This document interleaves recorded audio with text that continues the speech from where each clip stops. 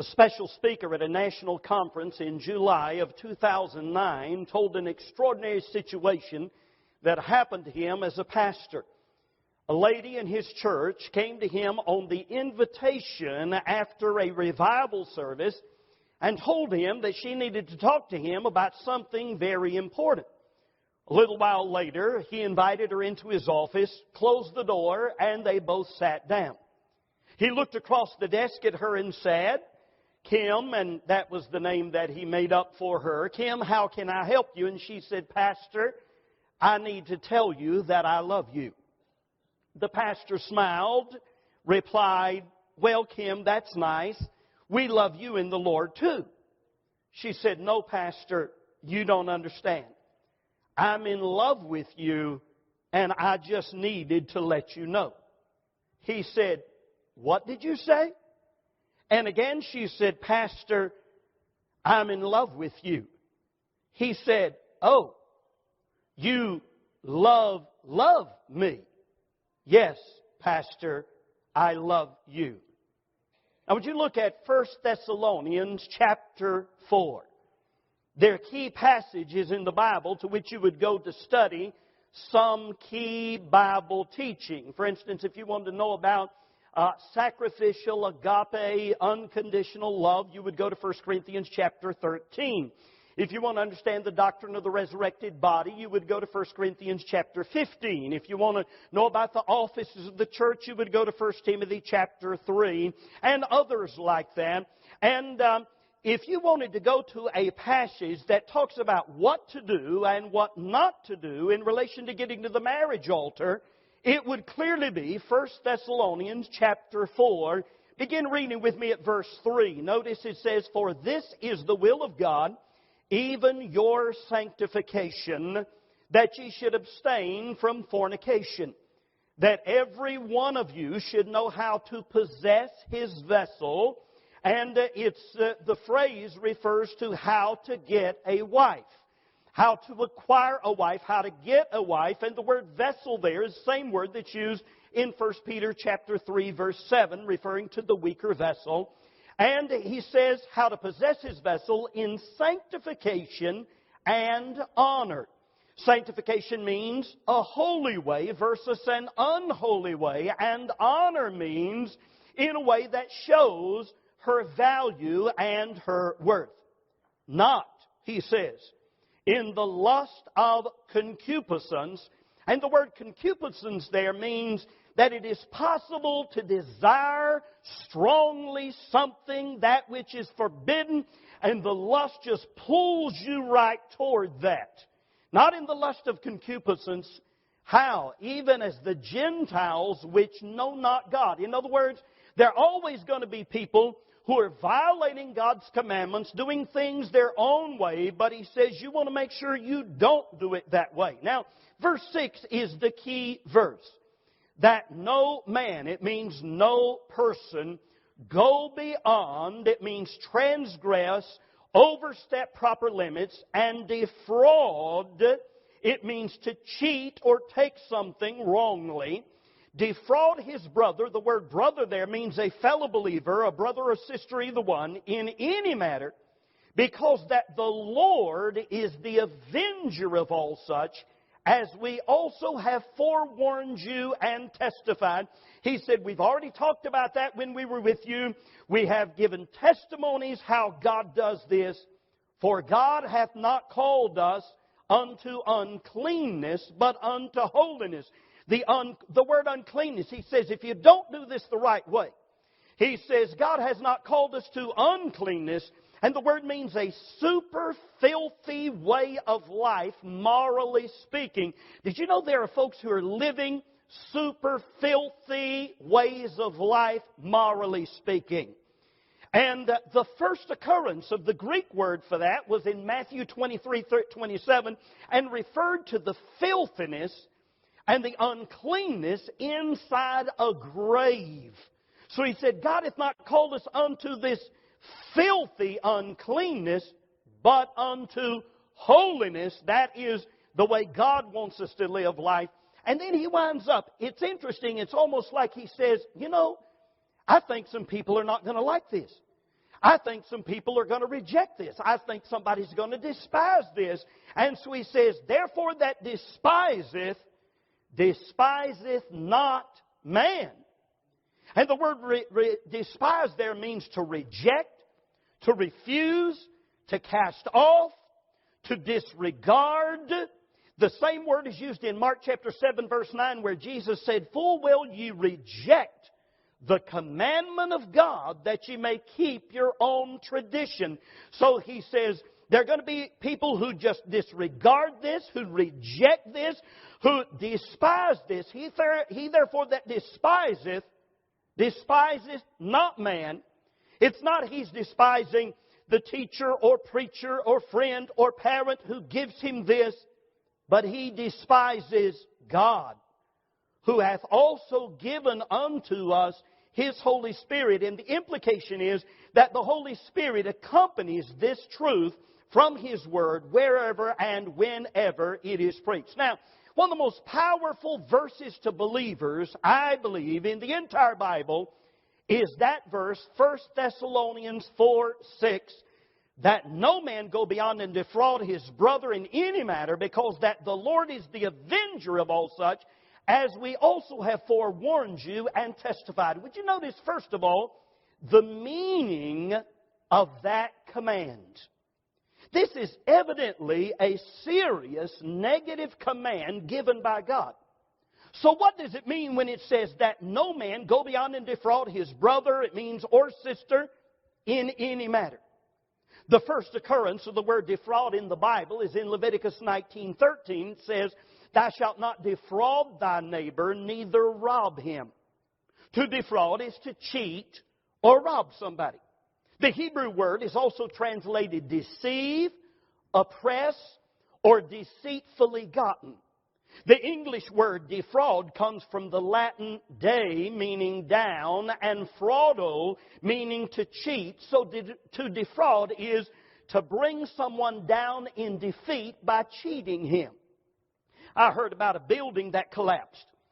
They started studying to find out why, and they found the contractor had not put the steel support rods in the concrete he was supposed to have put in there. The owner of that building was cheated by the man who built it. The builder had more money in his pocket because he used less steel, but now the building was gone, and the owner of the building had been defrauded. It is possible for a husband or wife to defraud his or her mate. The Bible teaches that a wife's body belongs to her husband and a husband's body belongs to his wife. And 1 Corinthians 7 verse 3 says, let the husband render unto the wife due benevolence, and likewise also the wife unto the husband. And then verse 5 says, defraud ye not one the other, except it be with consent for a time, that you may give yourselves to fasting and prayer, and come together again, that Satan tempt you not for your incontinency. Husbands and wives were not meant by God to live together like brothers and sisters. And one of them decides to do so, she or he robs and steals and cheats their mate. It is also possible to defraud by stirring up wrong desires. That no man or person go beyond and defraud his brother or sister in any matter. Now, the strange woman of Proverbs 6 and 7 used her words, her smooth words, her eyes, her immodest dress, her coy, cute ways, her flirtatious actions to try to stir up the simple young man. She is stirring up wrong desires that cannot be righteously fulfilled, and thereby she is defrauding him. I was in Denver, Colorado several years ago, and I preached the message, Seeds of Disintegration Planted by the Boyfriend-Girlfriend Philosophy. And a lady came up to me weeping and said, my 16-year-old brother committed suicide 5 years ago when a girl rejected him. Another man came up after I preached the message and said, I really need to get that message for the principal of our Christian school. We have a number of girls leaving to go to the public school, and the reason they say they're going is because they'll have a bigger selection of boys to choose from.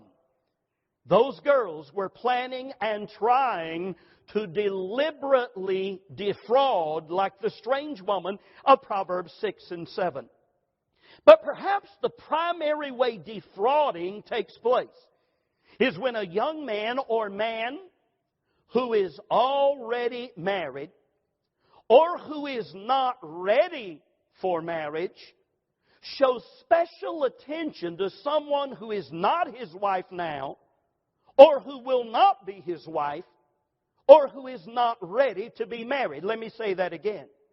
Perhaps the primary way defrauding takes place is when a young man or a man who is already married or who is not ready for marriage shows special attention to someone who is not his wife now, or who will not be his wife, or who is not ready to be married. Defrauding happens when you pay special attention to either the wrong person or you do so at the wrong time.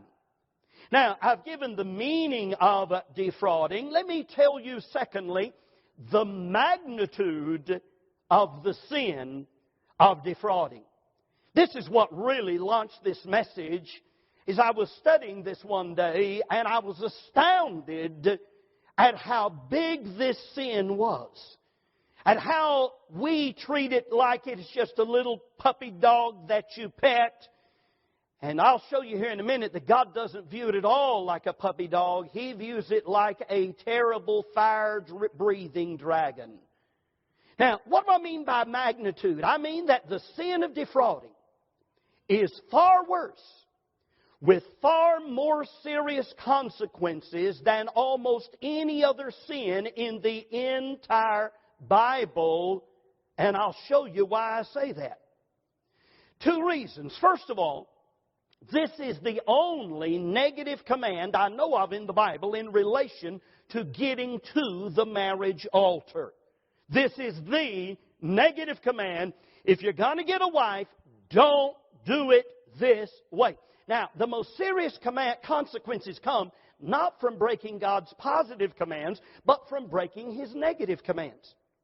Adam was told that he could eat freely of every tree in the garden, but he should not eat of the tree of knowledge of good and evil. When Adam broke that negative command, he plunged the entire human race into sin. In 1 Kings chapter 13, when the unnamed man of God disobeyed God's negative command, a lion killed him and simply stood over him without devouring the carcass. Now, there is one that I have been able to find, one negative command directly to husbands in the entire Bible. It is powerful. In Colossians 3:19, Paul warned, "Be not bitter against your wives." My guess is that virtually every man who sues his wife for divorce has broken that negative command. He has become bitter at his wife. Many wives, especially some husbands, but especially wives, have broken the negative command I read a while ago in 1 Corinthians chapter 7, verse 5, where it says, "To defraud ye not one the other, except it be with consent for a time." That also produces many unhappy marriages and much divorce in our day. Almost any time we hear of a teenage rebel, we know we probably have one or both parents who have broken the negative command in Ephesians chapter 6, verse 4, which is also repeated in Colossians, "And ye fathers, provoke not your children to wrath." That's the negative command. Key negative command to husbands. Key negative command to wives. Key negative command to parents. And one key negative command that I've been able to find in relation to getting to the marriage altar. And many marriages are damaged or destroyed before they are ever even well established because one or both parties have violated 1 Thessalonians chapter 4, verse 6. I submit to you that I believe the reason I underline the reason the divorce rate among Christians is higher than the divorce rate among atheists, and it is, sadly, is because we are carelessly and flippantly breaking God's negative command in this area, and there are severe consequences for breaking the negative commands. But there is a second reason, perhaps even bigger, why I refer to the magnitude of this sin of defrauding in relationships, and that is because I cannot find. I have talked to other preachers. None of them have been able to tell me. You might tell me later. I would love to hear it. No other sin I have been able to find in the entire Word of God promises that God will carry out vengeance on His own children who do this, except this sin right here. That no man go beyond and defraud. That no person go beyond and defraud his brother, means brother or sister in any matter. And what is the matter he's talking about? He's talking about the matter of getting to the marriage altar, because that the Lord is also the avenger of all such, as we have also forewarned you and testified. I seem always to think here of how many of our Bible colleges actually promote the boyfriend-girlfriend game, and how many of those young men have then experienced, if this verse is true, and it is true, then those young men have experienced the vengeance of God Himself upon them for defrauding, and they have no idea that it's even happening. They're wondering what is going on. The boyfriend-girlfriend game is not the small, innocent, cute little thing that people make it out to be. This is bigger than huge in God's sight. God Himself says, I avenge this for my own children. I thought, well, maybe that word avenge, maybe it's not that strong. Then I looked it up and I found out you will be hard-pressed to find any word in the Bible any stronger than this word. The Greek word for avenger shows up as the word vengeance in Jude chapter 1 verse 7, where it says, even as Sodom and Gomorrah, giving themselves over to fornication and going after strange flesh, are set forth for an example, suffering the vengeance of eternal fire. Same Greek root word. God avenges the sin of defrauding, and in Jude 1:7, the Greek root word is Sodom and Gomorrah suffered the vengeance of eternal fire from God for what they did. The word is translated punished in 2 Thessalonians chapter 1 verse 9, where it says, who shall be punished with everlasting destruction from the presence of the Lord and from the glory of His power. And another form of that Greek root word is translated vengeance in 2 Thessalonians chapter 1 verse 8, where it says, listen to this, in flaming fire taking vengeance on them that know not God. Those are very powerful words, and the same Greek root word is used right here, that God avenges those who defraud in this area. I'm not sure I have ever read any other passage in the Bible that promises such strong judgment from God on a Christian for breaking one of God's commands. There is, first of all, the meaning of defrauding. Secondly, the magnitude of the sin of defrauding. And then thirdly, very important here, the message that arises out of God's command against defrauding. What is the message here anyway? If we're to avoid the enormous consequences of defrauding, then it's imperative that we see clearly how God, our Creator, views the human life He created and what His plan and purpose is for each phase of life. We believe God created everything, don't we?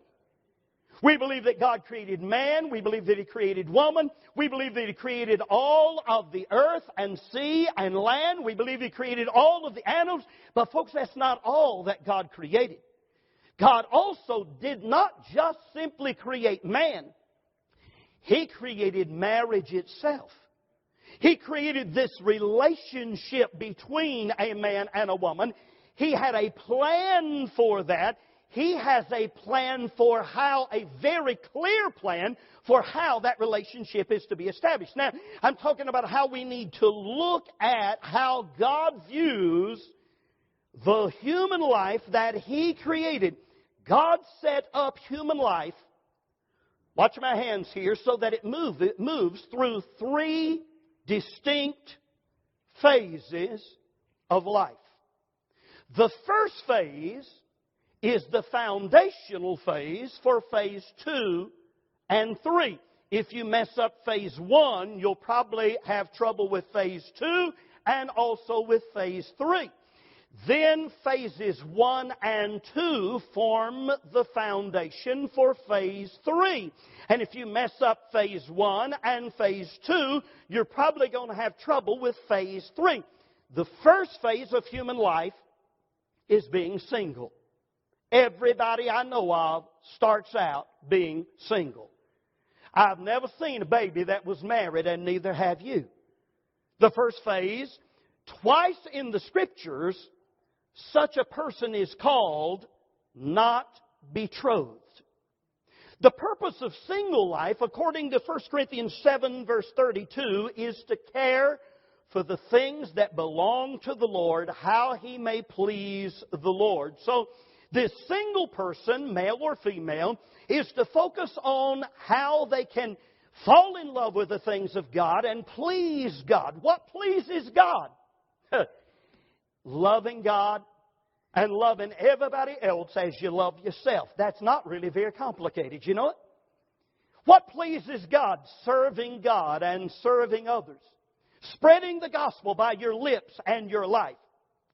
You want to see the example of a single person in the Bible?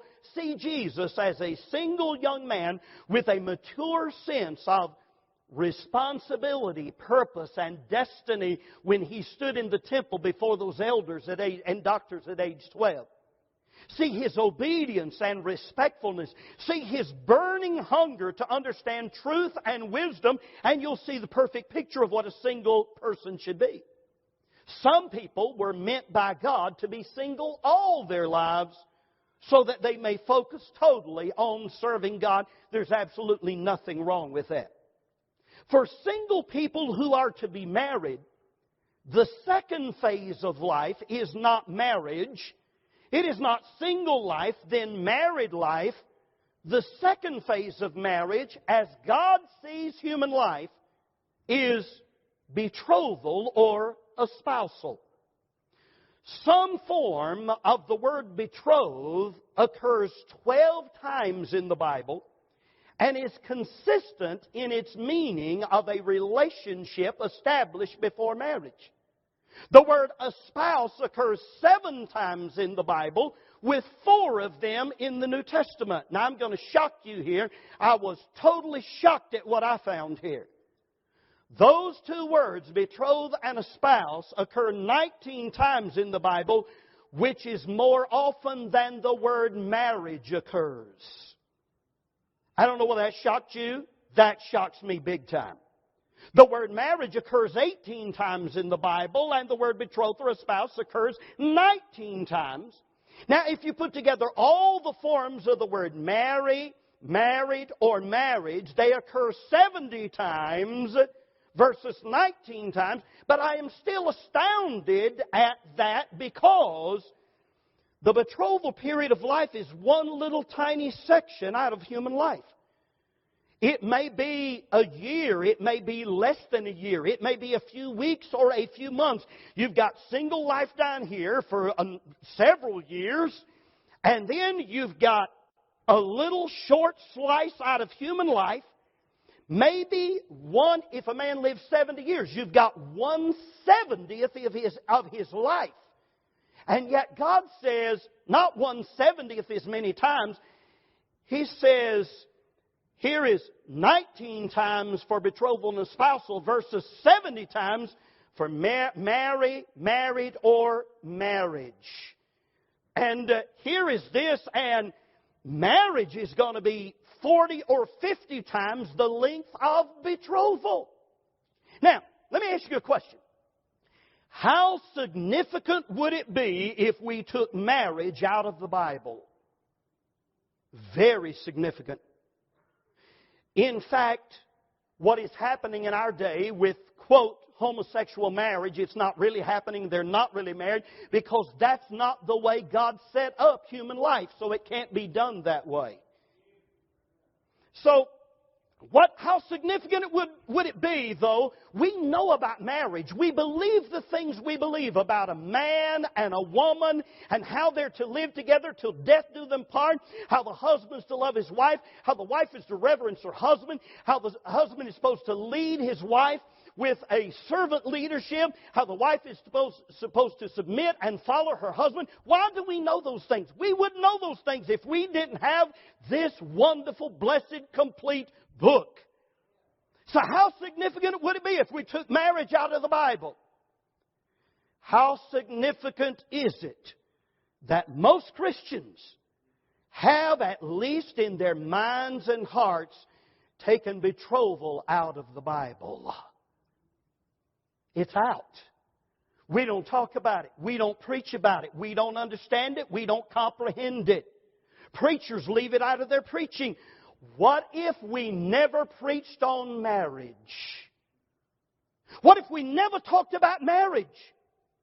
Do you realize it is in some ways more important for a young person to know how to do betrothal than it is for him to know how to do marriage, because betrothal is the second phase of life, not the third phase of life. And if you're going to have the foundation for marriage right, you've got to have single life right, betrothal right, then you've got marriage and you've got a foundation for the marriage that is proper. What is? We talked about the purpose of the single phase of life, to care for the things of God, to serve God, and so on.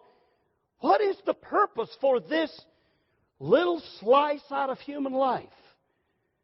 That betrothal phase of life. Well, I already told you one of the purposes. It is the second part of the foundation for the third part, which is marriage. So what happens if you rip that out and do away with it? Then you have done away with part of God's foundation for marriage itself. I'll talk more about that later. But there's another purpose for betrothal. Betrothal or espousal is also a young man's way of portraying as a Christian to the world our relationship right now with Jesus Christ. We are not yet married to Christ. That doesn't take place until the end of the book of Revelation. According to 2 Corinthians chapter 11, verse 2, we are presently espoused to Him, with our marriage taking place out in the future. So a key way that God meant for the world to see salvation is by seeing Christians entering into betrothal relationships. And that example then, all by itself, says to the world, wow, this is what salvation is like.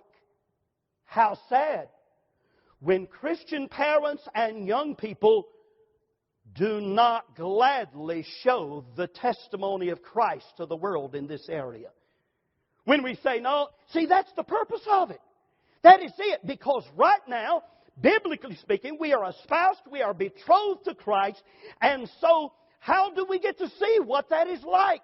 Well, when we see a young man who is unashamedly, gladly betrothed and espoused to a young lady, and we see that that is a secure relationship, and we see that he is winning her love every single day, that he is planning their lives together, then the world looks at, and other Christians can look at that and say, oh, that's how Christ loves the church.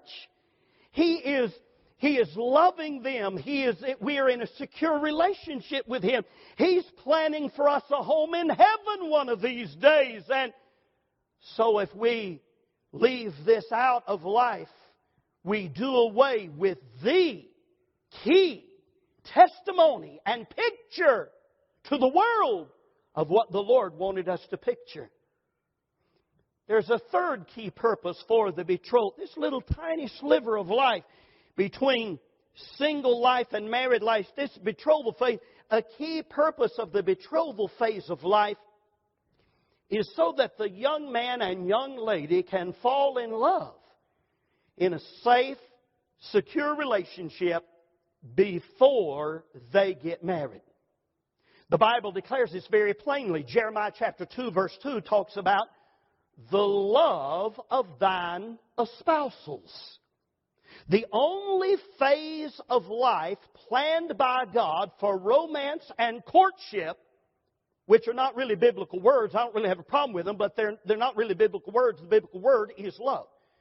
The only phase of life planned by God for being in love, for romance and courtship to take root and grow all the way then past the betrothal period into marriage and continue. The only place for that is in the betrothal period of life. Which means this: to court without a commitment, to court in any form, to be showing attention to somebody, to court, to be romancing in any way without commitment, is like saying that you can have a proper relationship with God without being saved. That's what it's saying to the world. When betrothal is pictured here and they are growing their love for one another, that says to the world, that's the way Christ and the church are. But when a young man bypasses that and says, I'm just going to like this young lady, I'm just going to court her, and there's not a secure relationship here, then it's like having a relationship with God without being saved. You cannot have a proper relationship with God without being saved. Salvation and betrothal biblically are mirror images of each other. That's what God meant for it to be. I talked to a young lady in her early 20s. She told me how she had been in a, quote, courtship. That's exactly what she called it. With a young man, and she was shocked and hurt deeply when he broke things off. She broke down and cried for hours and was broken and hurt for days, and her dad and mom were trying to console her. That young man defrauded her. And then she said this to me, and I wrote it down.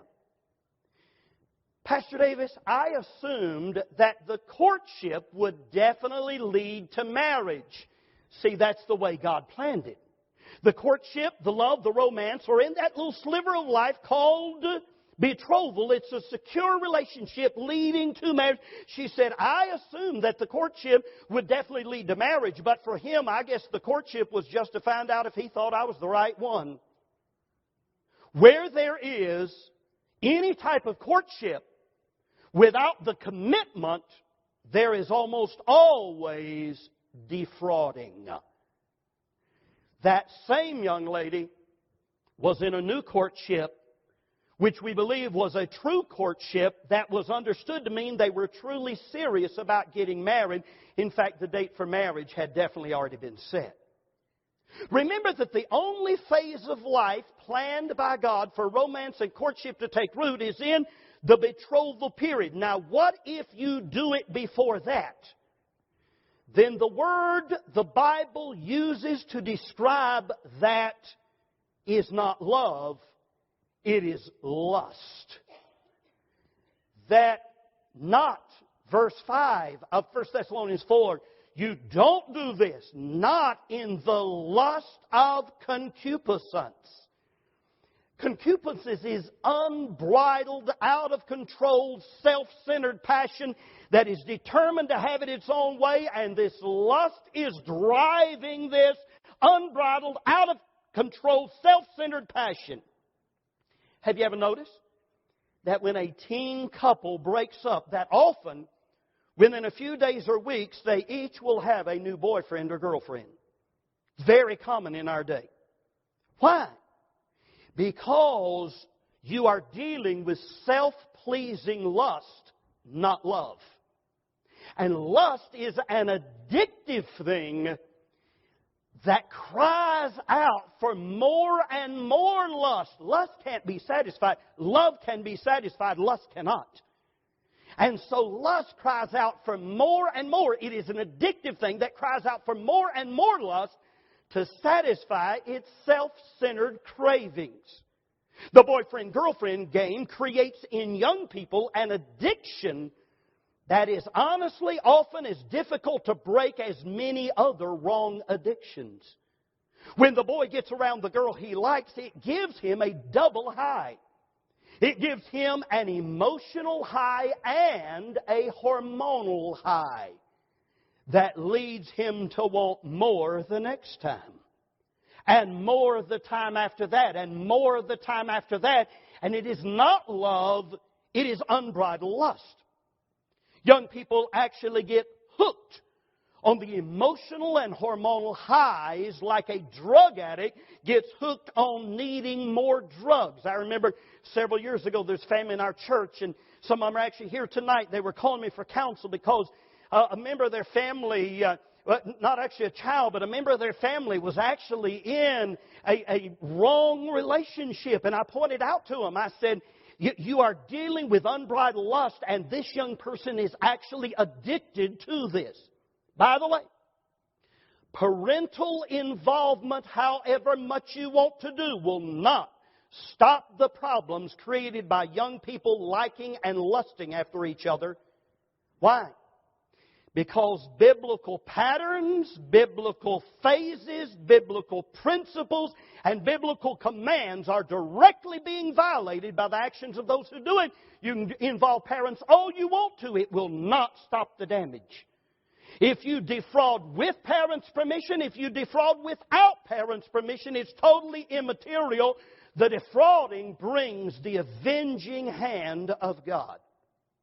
What should be said to young people not ready for betrothal or marriage who are liking and lusting after each other? The same thing you say to children playing with fire, quit that foolishness before somebody gets hurt.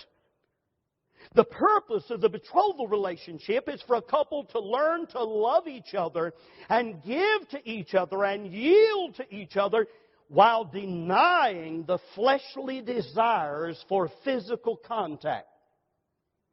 Now, we had an example of single life when we talked about the Lord Jesus at age 12. What is our example for betrothal life?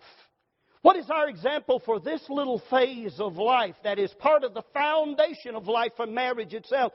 Joseph and Mary, the earthly stepfather and mother of the Lord Jesus Christ, are our earthly examples of betrothal. They were not toying with each other's emotions. They were truly committed to each other. God the Father, wanting His Son, the Lord Jesus Christ, born in an earthly home where the couple's marriage was established on the foundation, a solid foundation of a biblical espousal or betrothal. And what happens if a marriage is not built on the proper foundation? Mine wasn't. I admit it. As a teen, I liked and lusted after several different girls. I defrauded some of them defrauded me. I believe that was why right after my wife and I were first married, we had some very serious problems in our marriage. At one point in our life, early marriage, both of us raised in Christian homes, both of us committed to marriage without divorce. But there was a period of time early in our marriage where we were separated for a while, and it really goes back to this problem right here. I was so serious about a girl when I was 12 or 13. By the way, we were only separated for a few days, but it was like a nightmare to me. It was like a nightmare to both of us. I was so serious about a girl when I was 12 or 13 years of age that I went to her house several times. I mean, I was really serious. Fortunately, her dad saw what was going on and cut it off. The reason my wife and I have a good marriage today is because by God's grace, we found those areas of the foundation that were filled with lust and error in single life, in the absence of betrothal. We found the areas of the foundation that were filled with lust and error and filled them instead with love and truth. But doesn't it make much more sense for you and your family to build right foundations now for the future? Would you remember something else? When I was a young man, we didn't know the truths I'm preaching to you now. I did what I did ignorantly. It was what most Christians did, and honestly, some people looked at my wife and I's relationship and thought it was pretty good. They thought it was great. And I guess in comparison to the way the rest of the world did it, it was. But it was by far not what it should have been. And we will both gladly admit to that, or sadly admit to that. But you have the truth. The consequences will be worse for you if you despise the truth. He said, "He therefore that despiseth not man." Here's what you'll tend to do. You'll tend to say, the man who preaches that, the man who teaches that, we don't like what he says, and we don't like him because he says it. He might be a nice guy in some other ways, but no. God put this in here because God knew we were going to run into this sometime in the future. And when you despise this, you're not despising the man who preaches it. You are despising God, who is giving you right now the testimony and the witness of His Holy Spirit in your spirit saying, you know what, that's true. You have the truth. And the blessings will be greater for you if you obey the truth.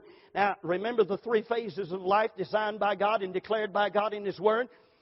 Single or not betrothed, betrothed, then married. Now, what happens if you say, I despise that second phase. I reject it. I will not have that in my life. Rip it out. Notice what happens. Look at churches all around us. Look at society all around us. What happens? Because we have ripped this out. When we rip it out, we don't know what to do with what is supposed to go in that phase of life. Love, the love of a man and his espoused. That's where it goes, and when we rip it out, we don't know where to put it. Where do we put this love? Where do we put this courtship? Where do we put this romance? I read an article recently that told how many 7-year-olds are in romances. I heard a news report this week about how many 11 to 16-year-olds have already lost their purity. So what are we having? This love was designed for this betrothal stage. But we don't know where to put it now because we've ripped that out. We've done away with that. So where does it go? Where? Maybe it goes with a 7-year-old. And so we laugh and say, look, that's so cute. Oh, isn't that cute? Look at him.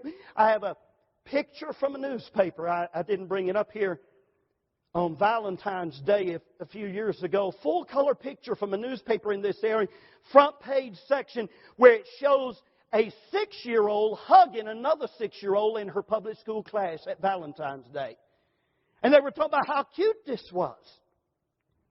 Maybe it belongs with a 15-year-old. After all, they're getting pretty old. And after all, their bodies have already begun developing. And maybe it belongs to a 20-year-old. But you know what happens? It doesn't seem to work with any of them.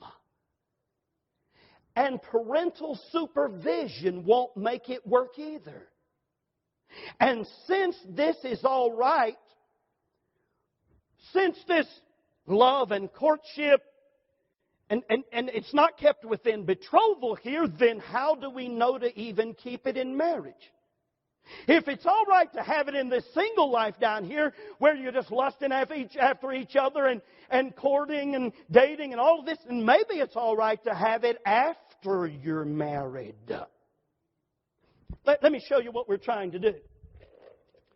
See this little toy here? See these? How many of y'all ever played with one of these? Even the children and the adults here enjoy playing with these things. Now watch what happens. You take that round one and it goes where? Right there. And did you know that is the way love fits perfectly in betrothal? Well, you know what? But we're doing away with that. We don't like that. We don't like that phase of human life. We don't like the fact that God put that phase of human life in human life. So let's get rid of that phase of human life and let's get that love back out of there. We're going to make it fit where we want it to fit. And you know what's going to happen? I can indeed make it fit. I can force that and make it fit. And you know what's going to happen when I do? The love is going to be destroyed. It is no longer love. It is lust. Yes, you can make it fit somewhere that God didn't mean for it to fit. But when you do, you pervert it. And it is no longer what God meant for it to be. Whatever you do instead of betrothal will mess up both single life and married life, because you cannot do away with any phase of life God created and meant to be here. The thing most likely to go in its place is going to be lust and defrauding, and the consequences for lust and defrauding will come with what you do as well. There is the meaning of defrauding, the magnitude of the sin of defrauding. The message that arises out of this is that you've got to have these three phases of life. Now, wait a minute. What is God's method to stop the defrauding? Surely God has a way to stop this. How often have I talked to parents for many years now who have felt hopeless? How many times have I heard parents of teens who were liking/lusting after each other say things like this? How can you stop it? I'm going to answer that in just a moment, but let me first point out to you that it is critically important that young people themselves learn how to stop it, because if they don't know how to stop it before betrothal and marriage, how are they going to stop it if it comes on them after marriage? Remember the meaning of defrauding. The primary way defrauding takes place is when a young man or a man who is already married or who is not ready for marriage shows special attention to someone who is not his wife now, or who will not be his wife, or who is not ready to be married. Defrauding happens when you pay special attention to the wrong person or at the wrong time of life. You can defraud somebody after you're married. An evangelist who was visiting in our church, he and I were sitting down talking. He was telling me of a church he had previously been in. This is just recently.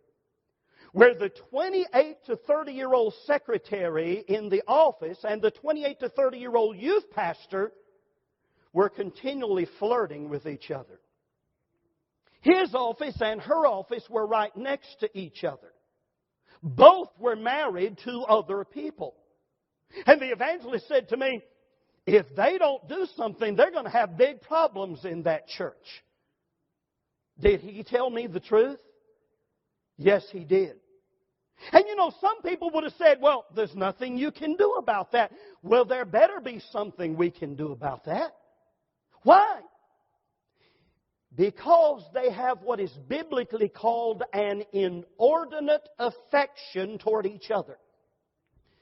You see, 1 Thessalonians 5:4, that every one of you should know how to possess his vessel in sanctification and honor, not in the lust That same Greek word for lust is translated inordinate affection in Colossians chapter 3, verse 5. Where Paul said, mortify, we get our word mortician from that. He deals with death. Mortify, put to death inordinate affections. How do you put to death an inordinate affection? Well, it's really rather simple. You either stab it or you starve it. You either stab it or you starve it. Now, I'm not done, but you remember the story I began with, how the pastor sitting in his office, the lady looked at him and said, Pastor, I'm in love with you and just needed to let you know. He said, what'd you say? And again she said, Pastor, I'm in love with you. Oh, you love me. He said, Kim, you wait right here. I'll be right back. The pastor went out of the office. His wife, it was after a revival service. Folks were still milling around. The pastor went out of the office, found his wife out in the auditorium and said, honey, I need you to come to my office right away. You're not going to believe this one, he said. He and his wife came back in his office and both of them took a seat. He looked at Kim and said, Kim, I need you to tell my wife what you just told me. She said, Pastor, I can't do that. Yes, you can. Go ahead. Just tell my wife what you just told me. Pastor, I can't. Finally, Kim looked at the pastor's wife and said, I told Pastor that I love him. And the pastor said, I listened to the message this afternoon where he told this story. He said, now folks, you need to understand, I believe in strong pastoral leadership.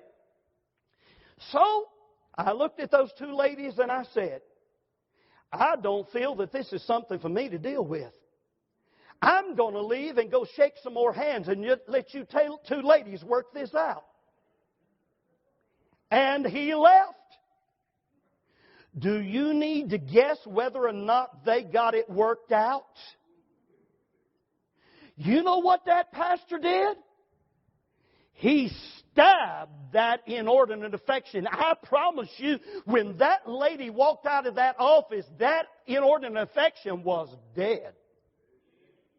She said, she was saying to herself, preacher friend who told me that story a few weeks ago, he told his wife that story. His wife looked at him and said, if that had been you and you walked out of that room, I would have beaten her to a pulp. Now, I don't think she really would have, but I'm telling you something. Are you getting this? It is possible to stab to death an inordinate affection. I was with a pastor in another state out east several months ago, and he said, Brother Davis, I got to meet with a fellow after church. So he said, I'm going to be a little later. He said, it won't take me long. He said 5 or 10 minutes. It actually took him 10 or 15 minutes. Finally, he came out. He said, well, we can go now. And then he started telling me what he was doing meeting with that man. This married man with 3 children had been saying inappropriate things to other married ladies in his church. A few weeks earlier, a husband and wife had come and told the pastor about it. The pastor had the husband go to the man and confront the man and ask him not to do it. But since then, that man had gone and talked to another lady and said to her these words, quote, you are really beautiful on the inside and the outside. Don't tell anybody I said this to you. I want to ask you a question. Does anybody besides me have any business making a statement like that to my wife? No. No.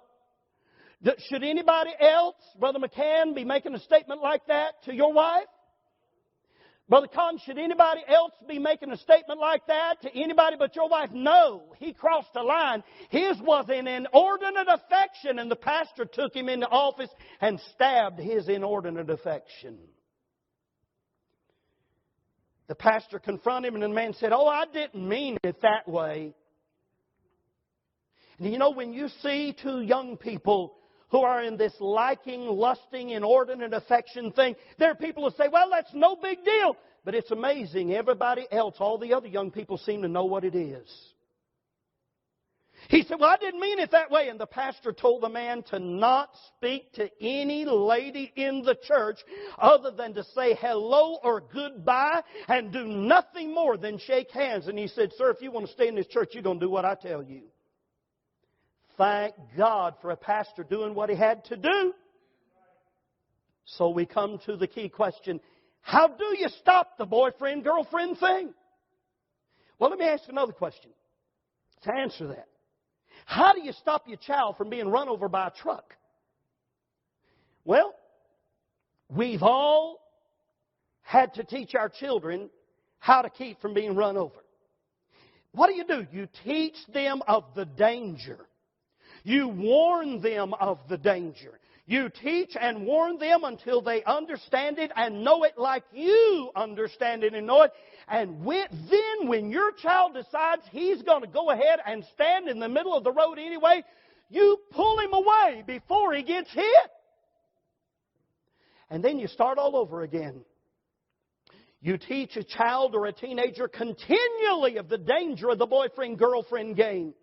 It's not enough. The preacher cannot preach on this thing as much as it deserves. The magnitude of this sin deserves godly parents warning their children of this thing every week of their lives, if not every single day of their lives. You remind them regularly of the bad fruit. You remember when I preached the seeds of disintegration planted by the boyfriend-girlfriend philosophy? And I showed all the bad fruit of the wasted years and the ruined reputations and the abortions and the murders and the suicide and on and on and on. The destruction to youth groups, the destruction to churches. I went through all that list. You remember that? You remind your children regularly of the bad fruit. And you watch and listen to sermons repeatedly until the child himself can tell you in his sleep what is wrong with it. Could I tell you something? It is more important. It is every bit as important for your child's future for him to not get run over by this truck as it is for him to not get run over out in that road out yonder.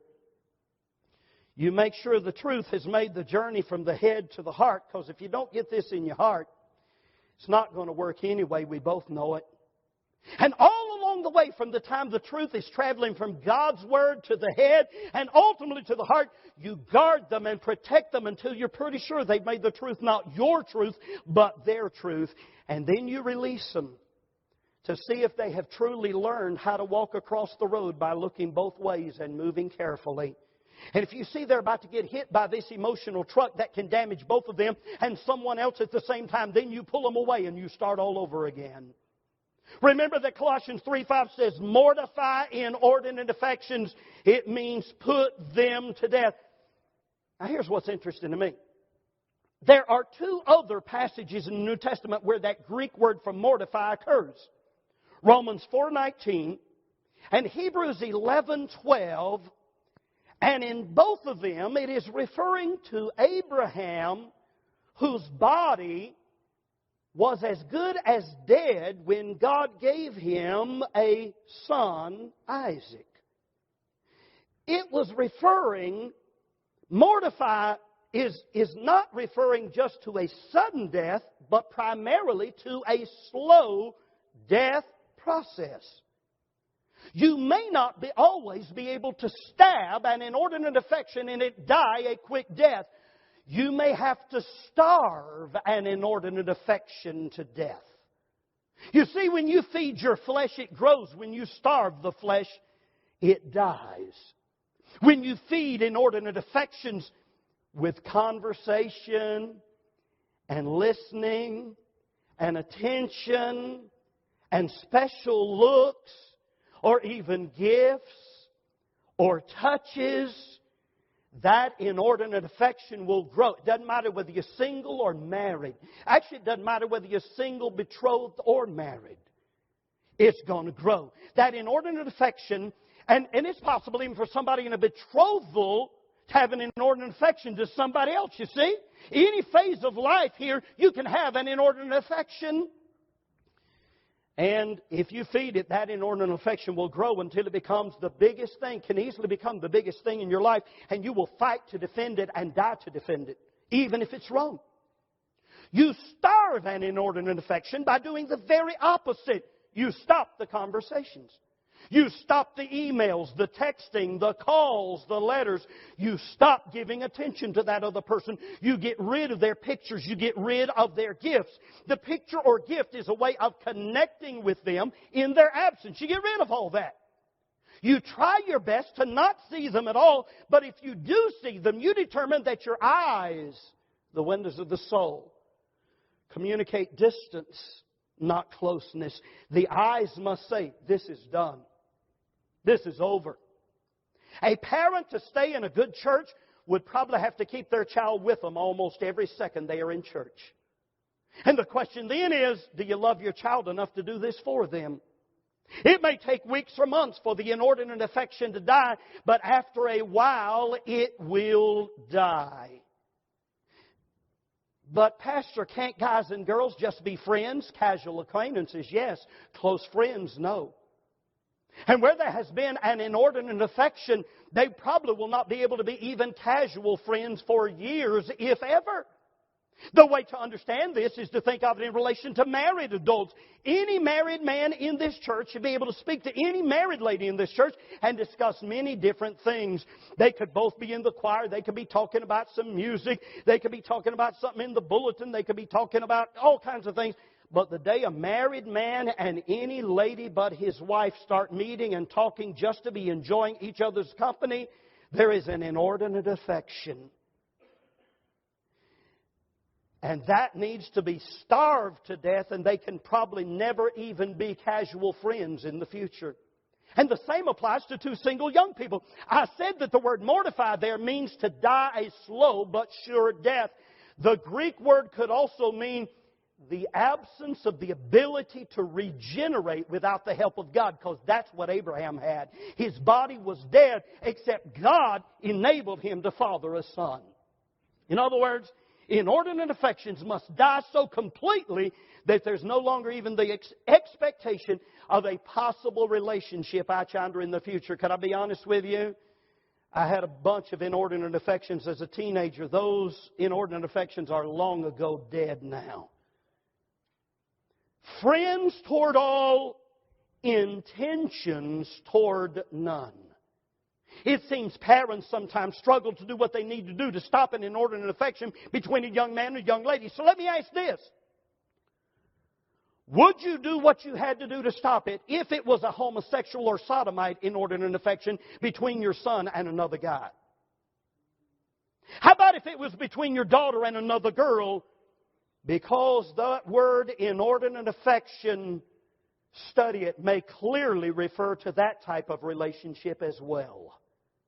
I am thinking right now, I could give you their names, I would not. Of at least 2 teenagers who were in this church in years past who developed inordinate boyfriend-girlfriend affections, were not stopped by their parents or by themselves, and went on to eventually develop other more perverted relationships as adults. To say it is not possible to stop an inordinate affection between 2 people is to say the same thing the world is saying right now about homosexual relationships. I read a sickening news report recently about a, quote, pastor who was separating from his wife and children in order to live with his, quote, boyfriend. And the pastor, quote, planned to continue as a pastor. Oh, that is sick. Amen. We need to distance ourselves as far as possible from such sick, perverted thinking. God's method to stop defrauding is to put inordinate affections to death. You follow me here? The meaning of defrauding, stirring up wrong desires by paying special attention to the wrong person or at the wrong time. The magnitude of the sin of defrauding, it is the only negative command in relation to getting to the marriage altar, the only sin where God carries out vengeance on His own children that I've found who do it. The message that arises out of this command is we must understand the three phases of human life: single, betrothed, and married life, and understand God's purposes for each of them, and then God's method to stop defrauding is to put inordinate affections to death, and then to establish betrothals not with courting but with questions. Not with courting but with questions. You ever notice what happens? Even if a man and a woman are truly old enough to be married and they pair off, and they start courting, and they're not in a secure relationship, they're not engaged, they're not betrothed, people start saying, what's going on there? And I want to tell you something, you can't blame the people for that, because if you think like God thinks, that is confusing. You establish betrothals not with courting. Courting takes place in betrothal, not before. You establish it with question. The question always rises, how do we get to know somebody? Well, the best thing is not by dating or courting. That often produces defrauding. Let families get to know each other while watching to make sure their children are guarding their hearts. When a man who is ready to be married, remember Matthew 19:5 says, therefore shall a man leave father and mother and cleave to his wife. Several times here I've said a young man. The truth is this must be a man to enter betrothal and marriage. I'm not even touching the age issue. It's got to be a man and a woman. There have been down in history, there have been people of all sorts of ages, from the teenage years up, who were men and women. When a man who is ready to be married sees a lady who is ready to be married, and she obviously has the character to be a good wife, then he and his father should talk about this and pray about this. Then they should talk to their pastor, because God almost always gives a father and a pastor insights He doesn't give to anyone else. If God gives direction further, they may talk to the lady's father. The father may say, no, you're a fine young man, I just don't feel like you're God's choice. Or he may say, if you're still interested a year from now, you could come back. I see some things in my daughter. I don't think she's ready for marriage yet. Or he may say, a year or two from now, you could come back if you're still interested. I feel like, as we've talked a little bit, I feel like you need to be better established in order to take care of a family, and we're not ready for that. Or he may say something else. Now, no young man knows 100% for sure until the father and daughter both say yes. Something a father should not do at this point is go and ask his daughter and then go back to the young man and say, my daughter said she isn't interested, because that is rejection. If the father senses this might be of God, then he and his wife should have a list of questions prepared ahead of time to ask the young man. You remember how Jesus discerned where His disciples were in their maturity by asking them questions. That's what He did. Matthew 16:13, whom do men say that I, the Son of Man, am? Who do you say that I am? Luke 24:26, Jesus on the road to Emmaus with those other two disciples. But ought not Christ to have suffered these things? He is checking them out. Here are some of the questions we used with two of our son-in-laws. We're going to post these on our website at some time. But listen to these questions that we sat down and asked to our son-in-laws before they were married. All my girls are married now. Describe your salvation, baptism, and church background. Tell me some truth God has shown you from His Word in the last week. What is the most significant answer to prayer you've ever had? I really think the answer to that question, when I heard it, was very significant in the last betrothal that we had. How do you feel about financial debt? Do you have debts? Give us the name of someone not related to you who has seen you keep your word under difficult circumstances. What are a husband's responsibilities in marriage? What do you feel are a wife's responsibilities in marriage? Should a wife work outside the home? What is your view of having children? I'm not saying which way they go there. I'm just saying these are good questions. What's your view of having children? Tell us when, why, and how you were disciplined as a child. How does your family celebrate holidays or birthdays? Do you consider yourself to be sentimental? How? Do you clean up after yourself? What if your daughter is a neat freak and he is a sloppy slob? Huh? Do you clean up after yourself? She could still fall in love with him, and it might be something that, man, I don't know if I can deal with or not. Do you mind helping with housework and children? Do you cook? Have you lived on a budget? Do you have a savings account? How thrifty are you? How recent is your desire to marriage? The ultimate question you must get to at some point is, why do you feel my daughter is God's choice, or maybe God's choice for your life's mate? Why do you feel that way? What are your standards on dress, music, tithing, missions, lots of other things? How actively involved are you in the church? How about your parents? How involved will you want your wife to be after marriage? Has there been an anger problem in your home? How important are you diligent? How many hours a week do you or have you worked? How attentive are you to your mother? Have you been opening your mother and your sister's car doors? Tell us of a time when somebody did you wrong and how you went about forgiving them. How important are the words, till death do you part? Do you believe there is any possibility of divorce after marriage? How are you now financially prepared for marriage? Describe relationships with your father, your mother, your siblings, your boss, your pastor. Has there ever been a time when you had to stand alone and it cost you something? What do you feel like God wants you to do with your life? What are your eating habits? What are your sleeping habits? Are you always punctual, always late, or something in between? What was it like growing up? We're not looking for perfection. We're looking for direction, folks.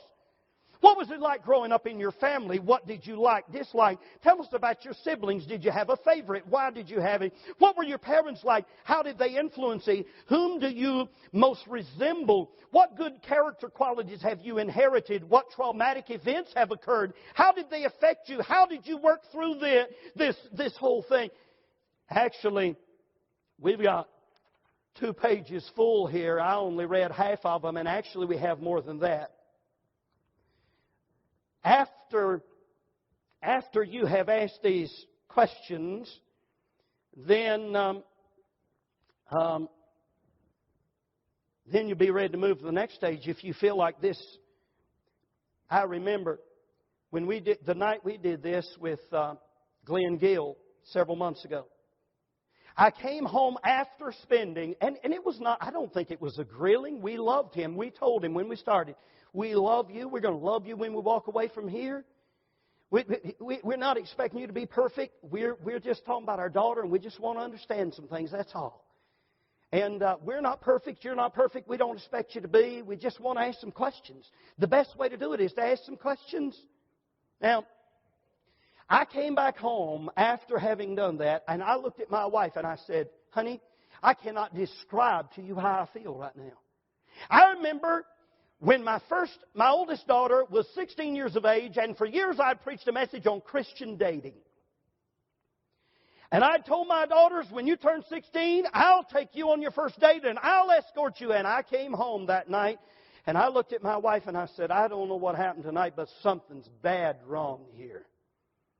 My spirit is registering a huge negative, and I don't know what's wrong, but something isn't right with this. And after that was when God gave me the passion to research this and study this until I could begin to understand it. And I don't know that I still fully understand it. I don't know that I will in this lifetime.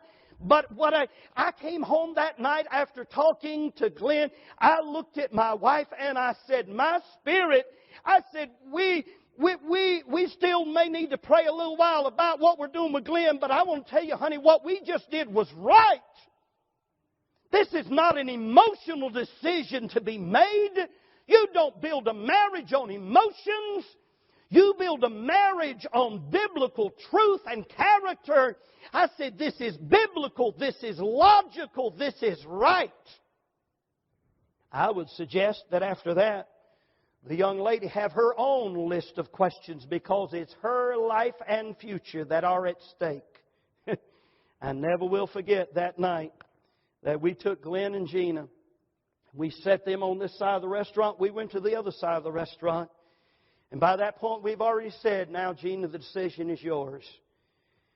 And she had 1, 2, 3, 4, 5, 6, 7, 8 pages of questions. Could I tell you something? Whatever you think about what I'm talking about right now, it sure beats emotion. At one point that night, I walked over, I looked at him, and I said, I want to get a picture of y'all. And I said, you thought my list of questions was something, didn't you? He said, boy, are you ever telling the truth? I won't read them all, just a few. What's your view of marriage? Now, these two young people who are definitely interested in each other at this point.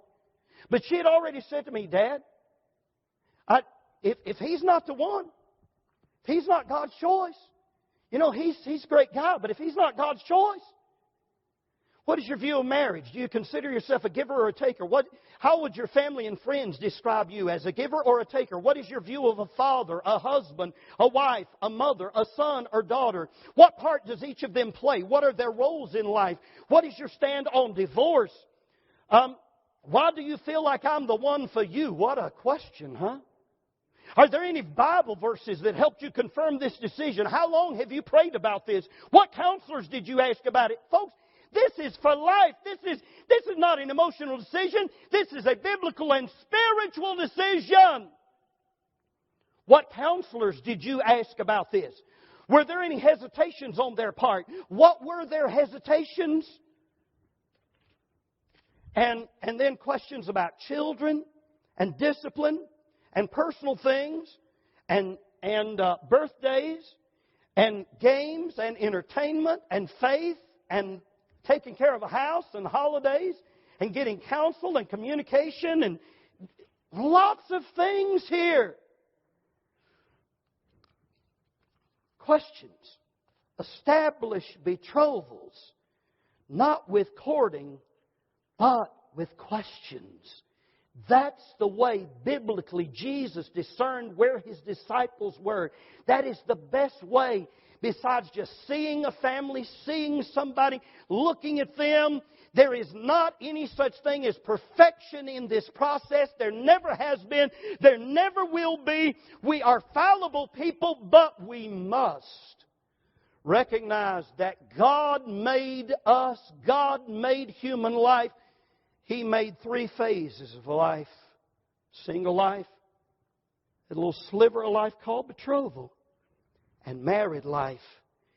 And if we want marriages, if we want to stop this divorce train that's running through our churches and running rampant through our country, if we want to stop it, we're going to have to find out some way to get these phases of life like God wants them to be. Otherwise, this married couple, after they get married, are going to be going back trying to pick out the damage, the error, the destruction from this. In closing, I want to make an observation and a plea.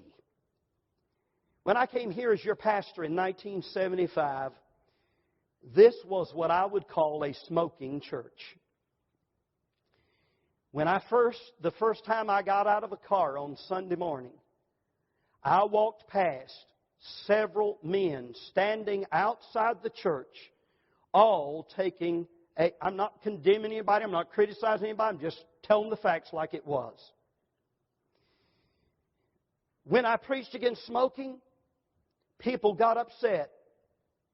There are people who have died with lung cancer who said to me, it is none of your business whether I smoke or not.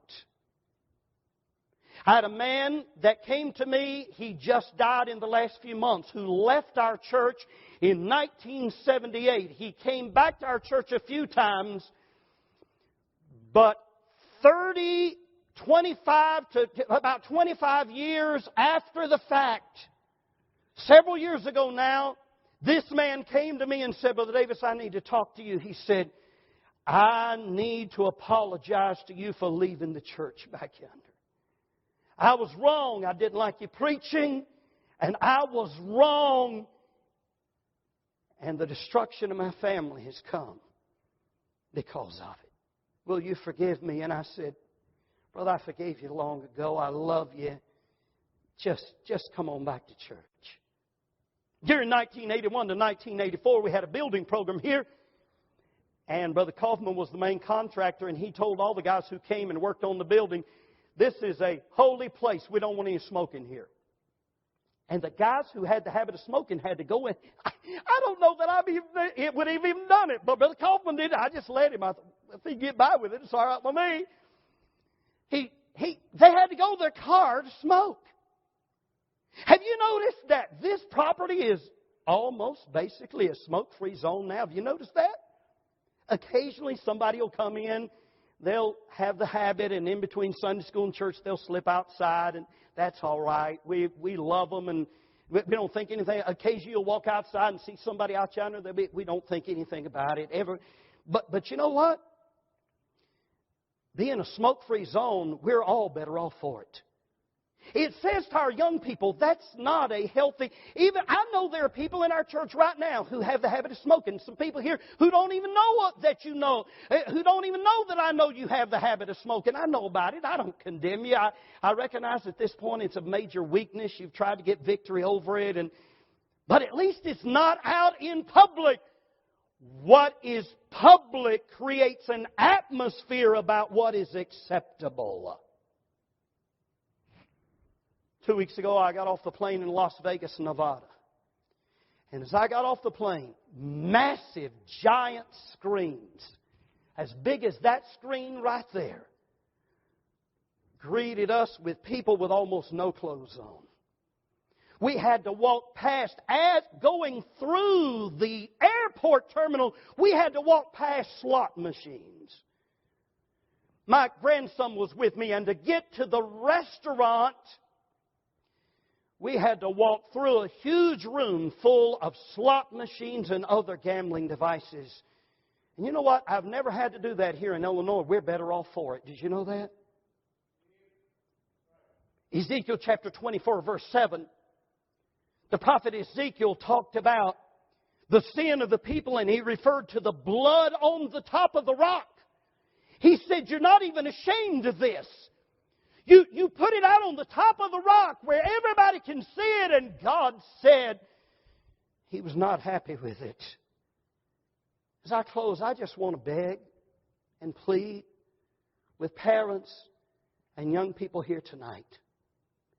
How much more damage and destruction do we have to see to human lives before we realize that the boyfriend-girlfriend game is not of God? And it is destroying far more lives and futures and homes and families than cigarettes ever thought about destroying. You say, but somebody's going to come in. Well, folks come in from outside. We love them. Everybody's welcome here. We've had guys and girls come in here and they hug they're not married, and they hug right in the middle of the church service. And I've seen guys sit there and put his hands over on. He's not even married and he's doing this kind of stuff. I know that's going to happen. I'm talking about God's people saying publicly, let's just try to do things God's way. Because if we don't, what's going to happen is, when it becomes acceptable for any older young people to do it, then it passes down, and it's acceptable for any young people of any age to do it. And it won't be long till we'll be paying all over again all the devastating consequences. Would you join me in prayer? This is my appeal. I'm done. Would you join me in prayer that God would make our church a safe boyfriend, girlfriend free zone where young people try their best.